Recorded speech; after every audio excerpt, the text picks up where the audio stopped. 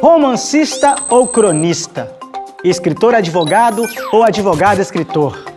Seus assuntos preferidos são cultura, direito e política.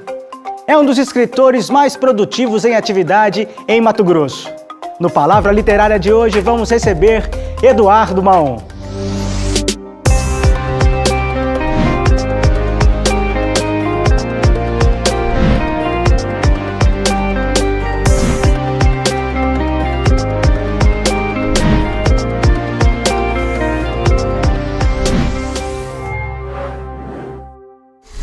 Eduardo Moreira Leite Maon nasceu na cidade do Rio de Janeiro em 1977. Graduou em Direito pela Universidade Federal de Mato Grosso em 1999. É advogado e professor universitário de Direito Processual, articulista político e cultural, sócio do Instituto Brasileiro de Ciências Criminais e membro da Academia Mato Grossense de Letras. De 2013 para cá, já publicou 12 livros, sendo o último seu primeiro romance histórico intitulado A Gente Era Obrigada a Ser Feliz. Recebendo nos estúdios aqui do Palavra Literária, Eduardo Maon.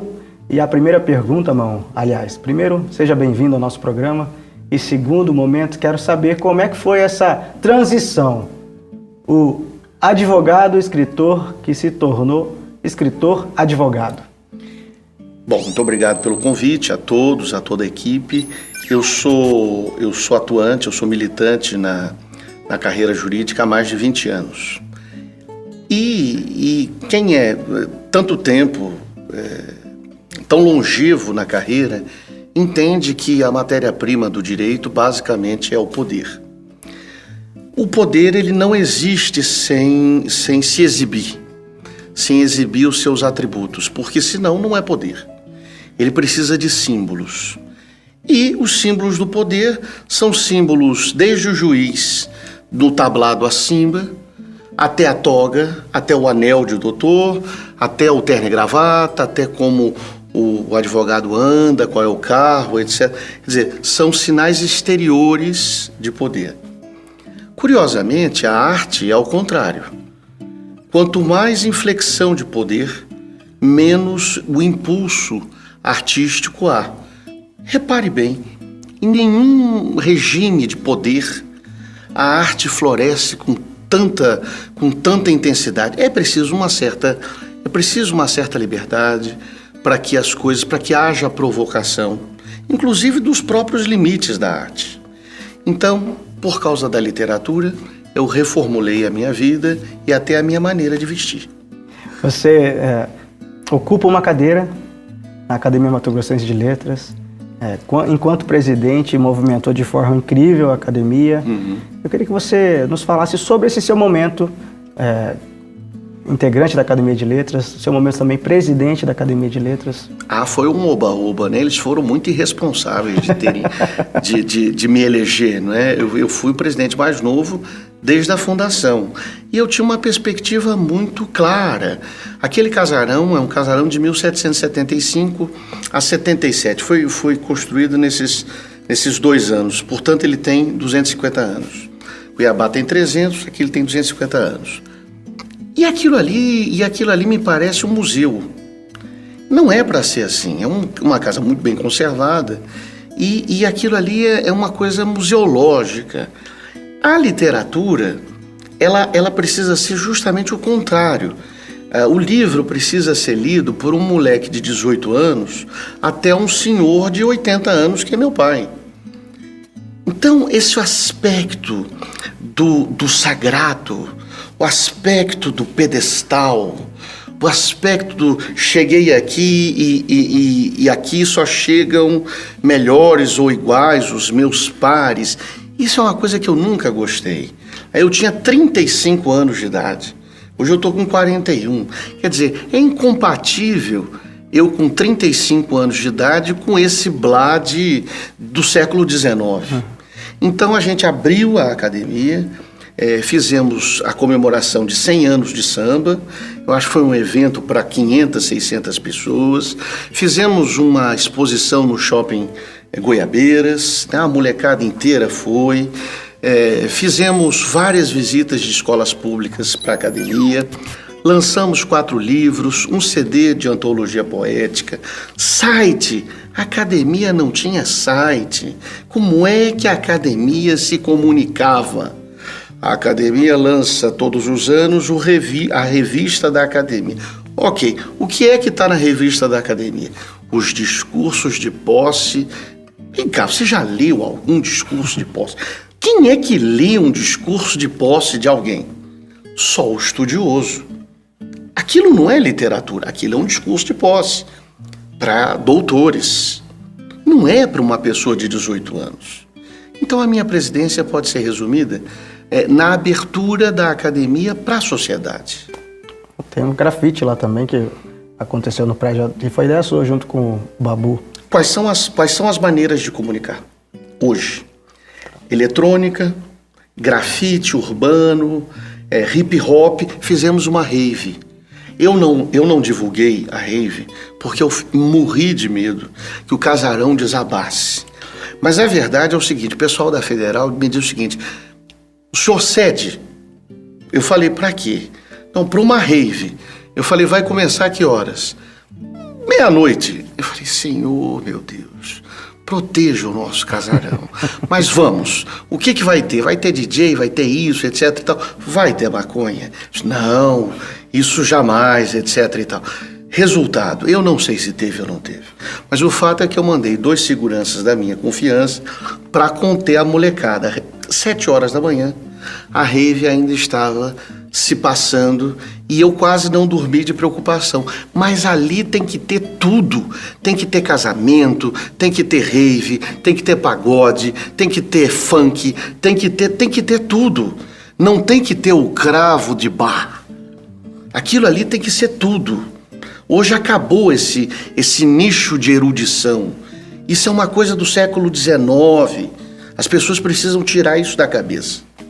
Eu queria terminar com a sua opinião sobre a literatura hoje, no Mato Grosso, literatura brasileira produzida no Mato Grosso, e o que você espera com esse boom que já vem acontecendo para frente um pouquinho. Mato Grosso deixou de ser o sertão, porque hoje a geografia é uma geografia fluida e uma geografia de urgência, sem fronteiras, com um meio digital. Então aquela história de demora para chegar porque o movimento ficou retardado durante tantos anos, isso acabou. Hoje se publica na internet, virtualmente. Quem não está muito plugado é que fica realmente engessado num determinado estilo. Quem está muito próximo do que está acontecendo online também publica online. É um outro ritmo. A literatura aqui está em ebulição, gente muito... como sempre esteve. Mas hoje tem veículo suficiente para dar voz. Levar mais longe. A uma Helena Werneck de 16, 17 anos e a uma pessoa de 99 anos como João Antônio Neto. Então nós temos uma pessoa de 16 e nós temos uma pessoa de 99 publicando ao mesmo tempo. Certo. Bom, por hora eu quero já agradecer por participar do Palavra Literária, contar um pouquinho da sua história, sua trajetória de escritor, mas em breve nos vemos. Muito obrigado a todos. Dizem que os livros ajudam a preservar a memória, tanto de acontecimentos bons quanto daqueles que precisamos lembrar para aprender com eles. Por isso, vários livros ganharam as telas do cinema como forma de voltar a atenção para essa memória, como é o caso do filme A Lista de Schindler.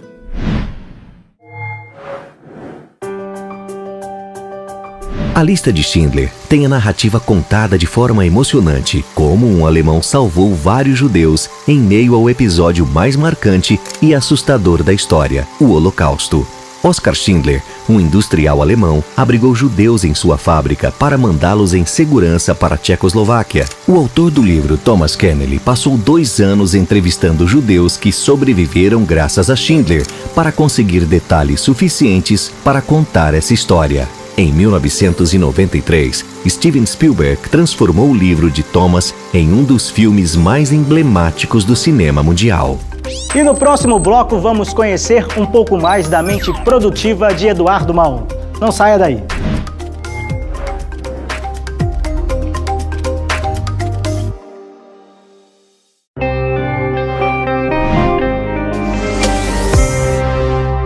Eduardo Maon tem o domínio métrico das palavras. Seus personagens são ricos em detalhes e ajudam a construir uma narrativa envolvente. Nós convidamos a poeta Marli Walker para fazer a leitura de um dos contos do escritor.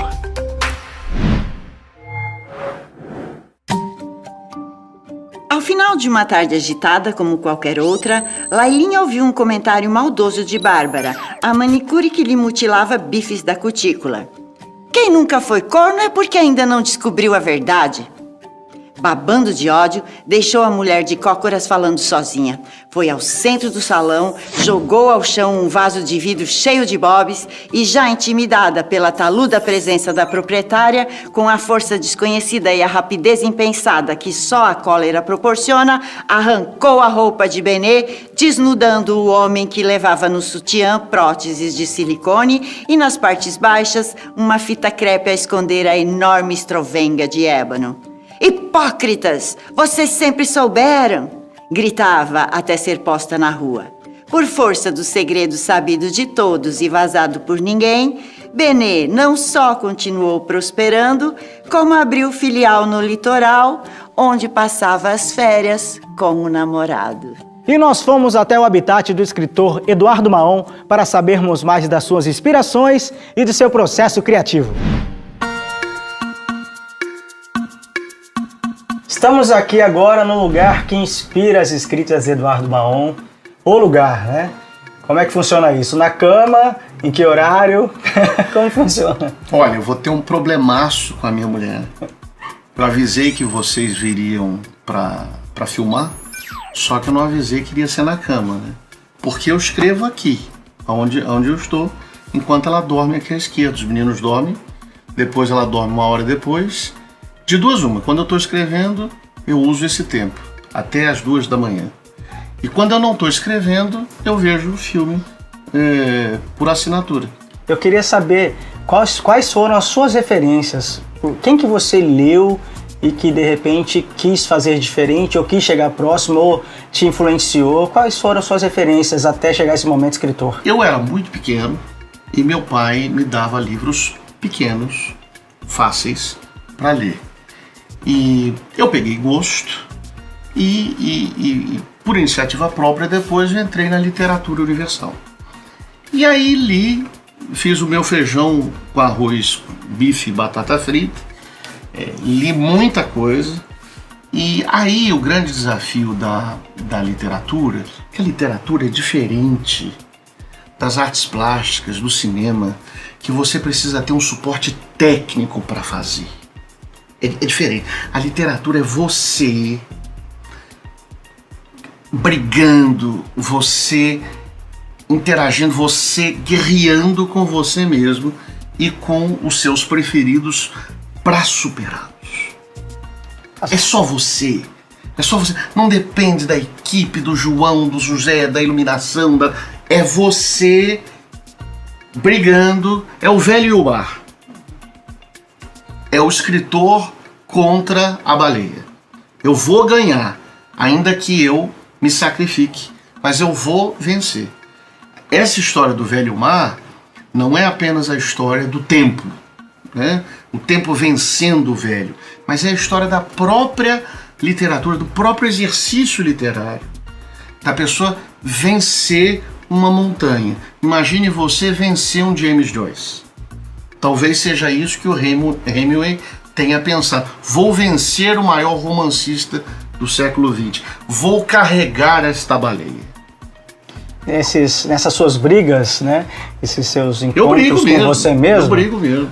Tudo aconteceu aqui, você conseguiu finalizar. Você tem uma obra já considerável. Você iniciou e finalizou tudo aqui?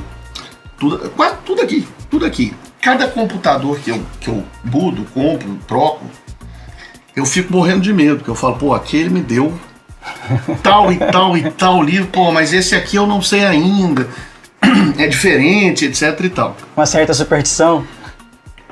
Eu fico com isso na cabeça, não, esse aqui tal, mas eu não sei, eu escrevi vários em outros, aí quando eu troquei eu falei, puxa vida, será que vai tal? Aí vem primeiro, eu falei, não, tudo bem, foi sempre aqui. Quando eu falo briga, eu vou te dar um exemplo. Fui agora numa aula, assisti uma aula de literatura e tal, E aí a professora falou, claro, como tem que falar mesmo, elogios e mais elogios ao James Joyce. Né? Qual é a sacada do James Joyce? É a narrativa em terceira pessoa, mas no aspecto interior psicológico do personagem. Foi evolucionário, etc. E veio a Virginia Woolf depois e disse o seguinte: eu também faço, só que eu não faço com um personagem. Eu vou fazer com dois. O cara que se transforma numa mulher e uma mulher que se transforma depois num homem, que é Orlando. Aí o Franz Kafka falou, não, peraí, eu também vou fazer. Só que eu vou fazer com um cara que se transforma numa barata. Aí veio o Samuel Beckett. E o Samuel Beckett falou, não, eu também sei fazer isso. Só que eu sei fazer melhor do que todo mundo. Não é um cara que fica jovem, depois envelhece. Não é um cara que se transforma em mulher. Não é um cara que se transforma em barata. É um cara que é só uma cabeça. E é uma cabeça falante no armário. E aí ele escreveu O Inominável. Então, a literatura é isso, quer dizer, você dizendo, eu vou fazer melhor do que o outro. Porque senão não presta. Eu vou me desafiar a fazer melhor que o outro. Muitos escritores fazem fingem. Eles vão ver o coleguinha, etc. É mentira. Você quer fazer melhor do que o outro. Agora, a qualidade da sua literatura depende de onde você mira. Se você mira regional, vai ser, vamos competir aqui. Se você mira nacional, vai ser competir. Se você fala, não, aqui eu vou me matar, mas eu estou mirando a literatura, enfim, mundial, literatura internacional, sem nacionalidade. Aí você realmente precisa ter um background enorme. Não, eu quero fazer isso aqui diferente, melhor. É muito difícil. Já me falou algumas vezes que o seu melhor livro é o último. Ou o próximo. O próximo, perdão, o próximo. O melhor livro é o próximo. Tem vindo o próximo aí já? Tá vindo A Mulher que Matou a Mãe. Era uma brincadeira, é uma novela que eu escrevi para compor uma coleção chamada 3 novelas. Eu escrevi O Homem do País que Não Existe, O Palácio de Alfenim, e eu colocou A Mulher que Matou a Mãe. Eram títulos até parecidos. Eu falei, vou fazer isso, tal, etc. Eu escrevo muito pouco sobre mulheres, tal. Eu falei, não, vou colocar A Mulher que Matou a Mãe. Mas aí eu fui escrevendo. Eu fui escrevendo a história de um escrivão que vai narrando uma delegacia na década de 80. Imagine então como era uma delegacia no final da ditadura militar, um negócio complicado, violentíssimo, cheio de cacoetes, etc. E eu estou escrevendo, falei, é a minha área, eu sou criminalista. Então, escrevi, 5 dias escrevendo, falei, bom, matei, acabou. Aí fui ver a peste da aula da mulher. Aí ela começou a dizer que fulano fez, fulano faz, fulano acontece. Aí eu falei, puxa, eu tava vendo, a história tava tão boa, que pobre eu sou. Eu escrevi uma história em primeira pessoa, no máximo trocando a marcha para a mulher falar. Primeira pessoa, 2 perspectivas, ponto, acabou. Pobre. Voltei para casa agora essa semana, falei, não, só um segundinho. Agora eu vou enfiar um narrador que sou eu, externo. Então a história é contada por um narrador sobre um cara que provavelmente escreveu um negócio sobre uma mulher que provavelmente... agora eu consegui fazer as várias camadas de diálogo. Quer dizer, então eu tornei o negócio absolutamente pueril, que hoje eu já vi, numa coisa mais substancial. Eduardo, obrigado por abrir as portas, nos mostrar como é que você escreve no dia a dia, e vida longa a obra de Eduardo Maon. Muito obrigado, espero sinceramente que minha mulher não veja esse programa, de modo que ela não acabe o casamento por causa dessa cena. Peça desculpas a ela por nós. Até a próxima. Obrigado novamente. E para conhecer um pouco mais sobre Eduardo Maon, você pode segui-lo através das redes sociais, pelo Instagram, @Eduardo Maon, e Facebook, é só procurar por eduardo.maon. E no próximo bloco tem rolê literário, no lançamento do livro do escritor Otávio Canavarros e também um bate-papo com Lorenzo Falcão, fundador do site Tiranos Melancólicos.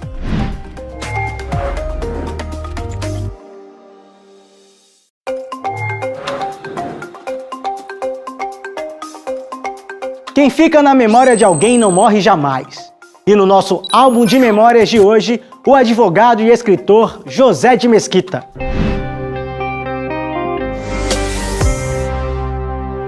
José Barnabé de Mesquita nasceu na cidade de Diamantino, Mato Grosso, em 7 de março de 1855. Ficou órfão muito cedo e começou a trabalhar para se manter enquanto estudava. Determinado em ser advogado, ele ingressa na Faculdade de Direito de São Paulo. Sua veia literária iniciou através da coluna Notas Paulistas, publicadas no jornal O Comércio, sob a direção de Estevão de Mendonça. Retornou a Cuiabá em 1914 e foi nomeado Procurador-Geral do Estado em 1915. Fundou, junto com Dom Aquino, Estevão de Mendonça, Pilogônio de Paula Correia, o Instituto Histórico de Mato Grosso e a Academia Mato-Grossense de Letras, tendo sido seu primeiro presidente. E para começarmos o rolê literário de hoje, fomos até o lançamento do livro O Poder Metropolitano em Cuiabá, do escritor Otávio Canavarros.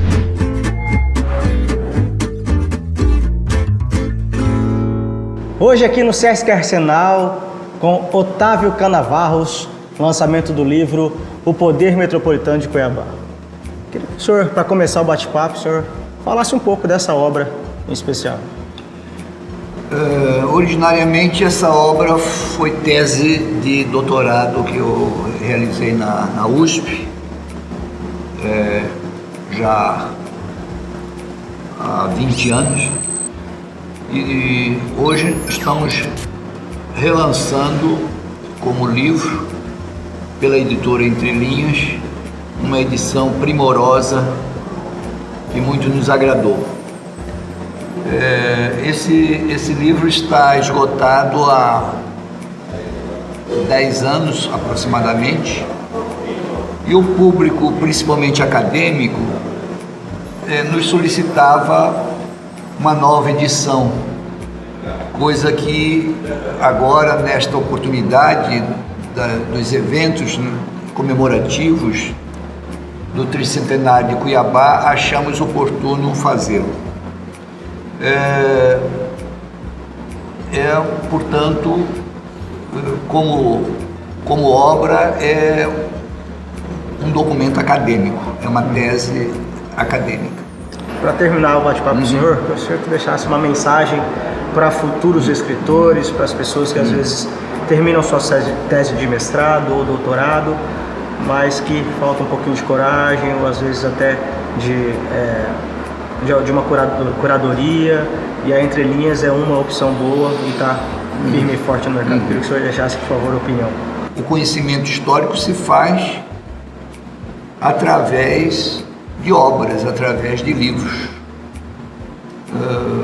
Um livro publicado, a gente tem ideia do seu lançamento, mas não tem ideia, é impossível saber as consequências dessa divulgação, porque as leituras são individuais, cada leitura é uma sentença. Não há uma leitura, por exemplo, sempre há uma faixa de leitura certa, não há leitura certa, há uma faixa de interpretação.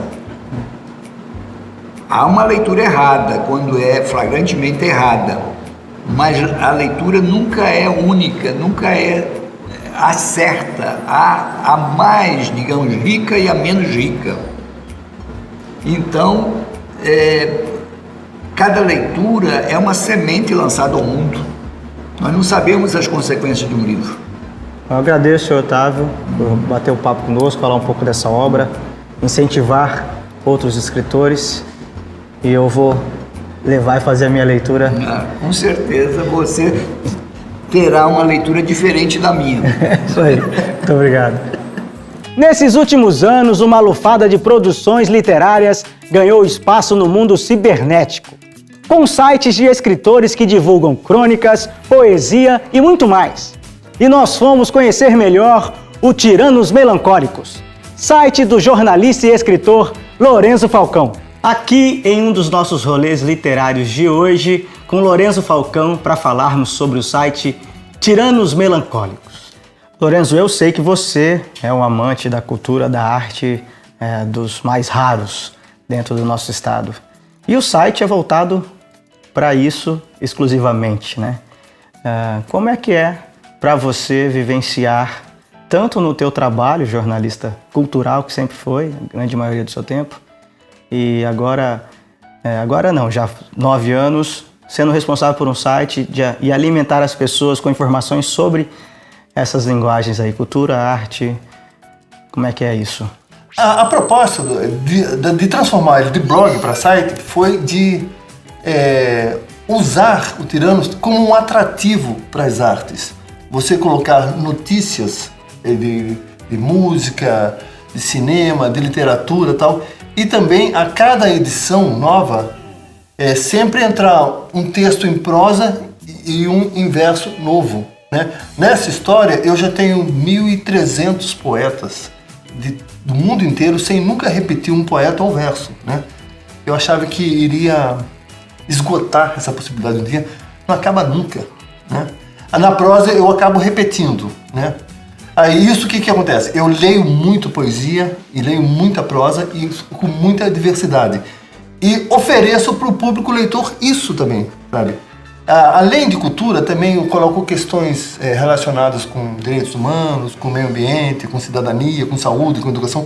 E são assuntos prementes, são assuntos urgentes, né? Eu não tenho paciência para política, sabe?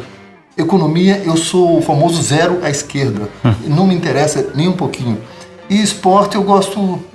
Eu não procurei não colocar esporte nesse contexto. De vez em quando eu coloco, mas procuro não colocar muito. Eu não sou fechado, um acadêmico, trancado e tal. Eu ouço muito as vozes das ruas, dos artistas, dos poetas, né? Não fico trancado entre 4 paredes. Então eu tenho a capacidade de colocar poemas e prosas que agradem um grande número de pessoas.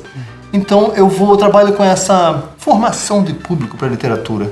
Porque eu também sou escritor. Eu preciso ampliar. Fomentar, né? Fomentar, é isso.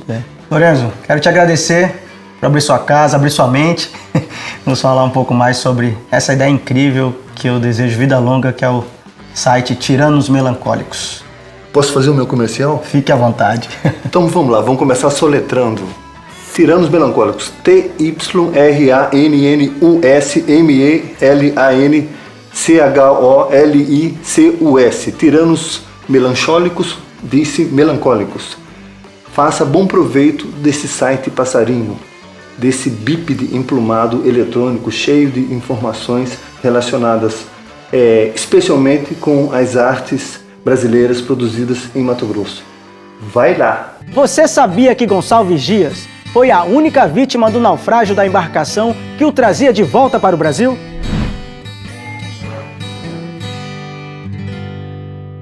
O poeta romântico Gonçalves Dias se via muito doente quando resolveu viajar para a Europa para se recuperar. Após passar cerca de 2 anos na Europa e não conseguir se curar, ele resolveu retornar ao Brasil. Gonçalves Dias passou a maior parte da viagem isolado por estar muito fraco. Quando o navio estava próximo à costa do Maranhão, acabou colidindo com um banco de areia. A tripulação fugiu desesperada para se salvar e esqueceu Gonçalves Dias, que acabou morrendo afogado. Confira a nossa dica literária de hoje.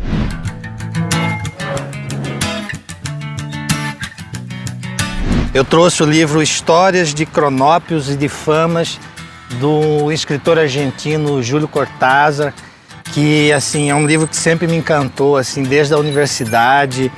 É um livro que me marca muito por trazer histórias fantásticas, assim, e eu acho que isso também tem uma pegada bastante cinematográfica.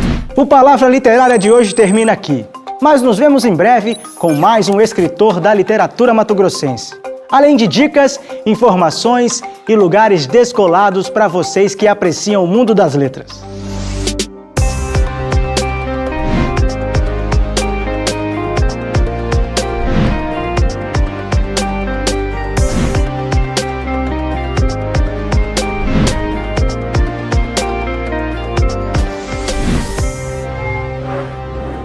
Assembleia Legislativa, perto de você, para a mudança acontecer.